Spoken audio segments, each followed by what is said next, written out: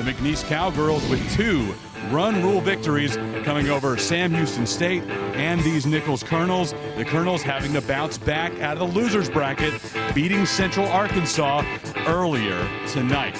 Chris Mykoski alongside former Southeastern Louisiana Lady Lion pitcher Katie Morse here in Conway, Arkansas. Well, Katie, these Nicholls Colonels run-ruled last night by McNeese. How do they turn that around? The key to winning this game tonight against McNeese is going to be learning and growing from the mistakes they made in the last game.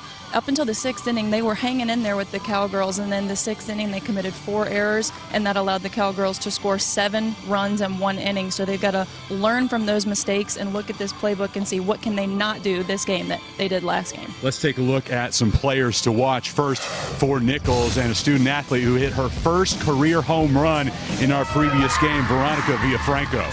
Yeah, Chris, Veronica Villafranco, as you mentioned, the sophomore sensation, knocking her first home run here tonight. And it was bound to happen. She's been sending absolute rockets into the dugouts in foul territory. She definitely has the power, but hadn't been able to keep it in fair territory, and it happened for her tonight. And if there's ever a time to get hot, now is the time.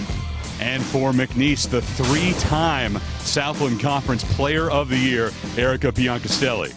Erika is just a player that Coach James Landreneau couldn't say more good things about. Essentially, probably one of the best players he's ever coached, the hitter of the year, the player of the year, and the only Southland Conference player and McNeese player to get both of those honors 3 years in a row. So I'm excited to see this kid play. The McNeese Cowgirls can wrap up a Southland Conference championship tonight. The Colonels hoping we'll have to play again tomorrow. The championship next on ESPN3. If UCA would have won and would have been playing, this would have been their 3rd game of the day. Nicholls is coming in, playing their 2nd game of the day, and this is a team that... Runner going, and she can't hold on to the base. That's the 4th time today that we've seen a player slide past second, either on a stolen base situation or trying to stretch a single into a double, and this time it burns Gentiloni. We are still scoreless, middle of the 2nd inning at the Southland Conference Championship game in Conway, Arkansas. Any more than just those 64 teams deserving of a chance to play more games and have some good competition on a national level. Hailey Drew dives and makes the grab.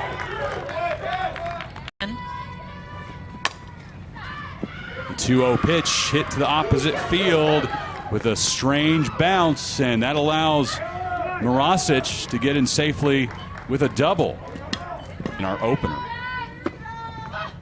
3-2 pitch ripped into left field, and that'll open the scoring for the Cowgirls. Drew delivers an RBI single to score Erika Piancastelli. 1-0 McNeese. 1-1 pitch. Ripped into left. Yanitor got that one off the top of the wall. Home run Cowgirls.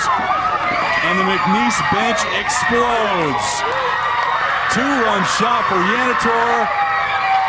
And it's 3-0 McNeese. Arkansas hosts the softball tournament here in Conway. Another big rip, this one off the bat of Chaumont. That one doesn't need the boop on top of the fence. That's way over, and McNeese increases its lead to 4-0. 0-2 count. Pitch from Landry. That one's ripped again to deep left center. It won't get out of the park off the top of the fence, but at least a couple of Cowgirls will score. 7-0 McNeese. The dog piles. I've heard way too many horror stories of people actually getting injured at into the left center. Frederick can't get to it, and 2 more Cowgirls should score. Well, Landreneau will hold Yanitor at 3rd, and now she'll come home. Some confusion there. Did they think it was McNeese over? thought the game was over. It happened again. McNeese thought the game was over, and Landreneau didn't send the runner home, and there is no mercy rule in the championship game. Oh, no. And here we go again. Hashtag awkward. Here we go again. It's not over.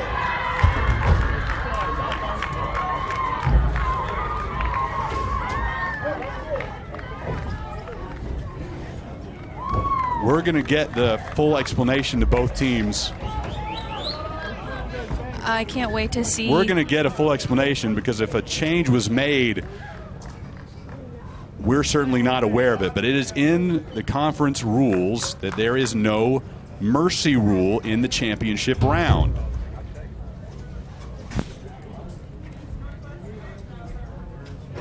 We'll have a discussion between James Landreneau, Angel Santiago, Southland Conference officials, and the umpires, but it's very clear in the manual, I believe. And it was just verified for us by tournament director Steve East minutes ago that it's written out in the manual that there is no mercy rule. I can tell you what the votes of either coach is going to be if I had to guess, but you can kind of see it on. Well, assuming we're right, Yeah. Drew and Yanitor score there.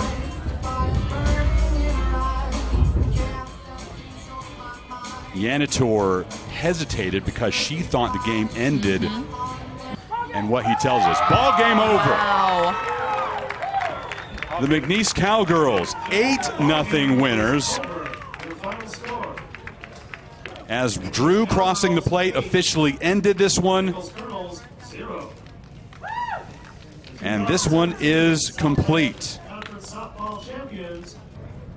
Ms. McGee will now present the 2017 Southland Conference Softball Tournament Championship Trophy, along with an automatic qualification to the NCAA Division I Softball Championship, to Coach James Landreneau and the Cowgirls of McNeese.